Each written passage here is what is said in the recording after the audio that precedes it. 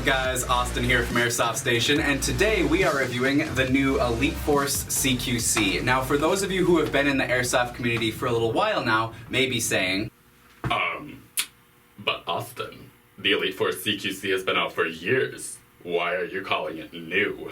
well, let me answer that for you. This is the new and improved Elite Force CQC. This is the Gen 2. So essentially what they did is they took the old, phenomenal Elite Force CQC, and that right there was a great gun. Budget friendly, phenomenal for CQB, it was a great gun. And they took that, they did a few modifications, a few improvements here and there, and just stepped it up that extra notch so it's in a new tier of performance. A few modifications that they did is it feels a little bit lighter. It weighs in at 4 pounds, 7 ounces, so it's literally lighter than a baby.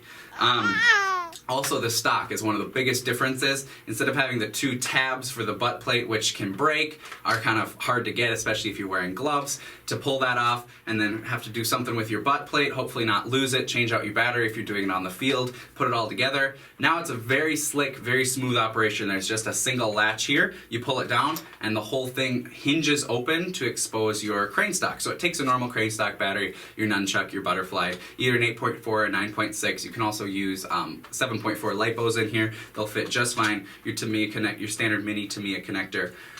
Everything is just a standard crane stock except for the butt plate here. And then to hinge it all back together, you just push that latch in, or down, excuse me, and everything connects in. There's no wobble, doesn't make any extra noise or anything like that. It's a very slick operation, makes changing batteries a breeze.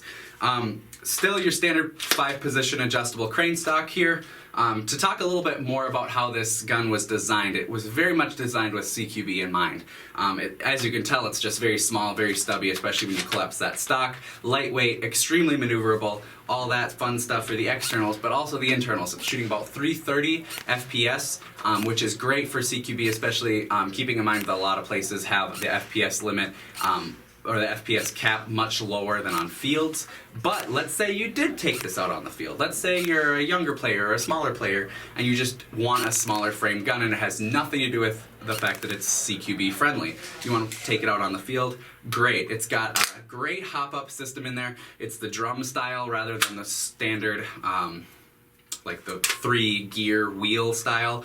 That drum style is just a superior hop-up system. So you're going to be getting great range out of this. Probably not necessarily as good as a full-length gun, but it can definitely hold its own on the field. The gun also features the integrated suppressor look, which is just so cool. You have your quad rail up front for any accessories, attachments that you may want. You can put a grip, anything you want. And then the top rail for any optic you may choose. I like the way that the top rail here meets with the quad rail. It's very flush, there's no gaps, nothing looks tacky or anything like that. It's just a very sleek looking gun.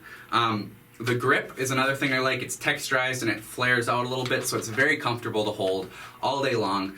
The gun is just extremely comfortable, very maneuverable, very lightweight, and it's a great gun. So, one thing to note is in the older version, it came with a battery and charger. But, as you know, the battery and the chargers that come from the box aren't necessarily as good as, say, an aftermarket battery or a smart charger. So it no longer comes with a battery or charger.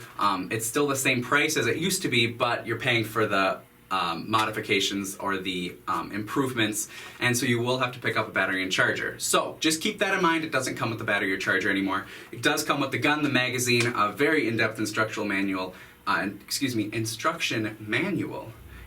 cleaning rods. So overall, the gun has everything you need to get out on the field and just start rocking right away, right out of the box, but you do need to pick up that battery and charger. I chronoed it with a 9.6. It performed very well, as you could see in the chrono. Decent rate of fire with that, so I would recommend a 9.6 butterfly or nunchuck style battery, and then also picking up a smart charger if you don't already have one.